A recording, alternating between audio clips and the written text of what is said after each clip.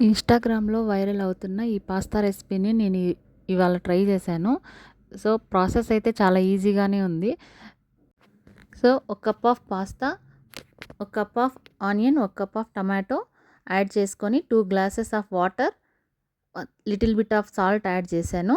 So, boil అయితా ఉండంగా ఒక side 250 grams of paneer, 3 garlic, 3 red chilli, కొంచెం మిల్క్ యాడ్ చేసి దాన్ని మిక్సీ జార్లో పట్టుకోవాలి. తర్వాత పన్నీర్ పేస్ట్ని ఉడుకుతున్న పాస్తాలో వేయాలి. సో, ఒక 5 మినిట్స్ సిమ్లో పెట్టుకొని ఆ పేస్ట్ మిక్స్ అయ్యేలా దాన్ని మిక్స్ చేసి దాన్ని ఉడకనివ్వాలి. ఇప్పుడు స్టవ్ ఆఫ్ చేసైతే టేస్ట్ చూసేద్దాము. మ్యాక్సిమం ఈ రెసిపీ ఆయిల్ లేకుండా చేసినాము. ఈ రెసిపీ ఎక్కువగా డైట్ ఫాలో అయ్యే వాళ్ళకి బాగా యూజ్ అవుతుంది.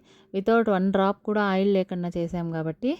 సో, టేస్ట్ పరంగా విషయానికొస్తే పర్లేదు, బాగుంది.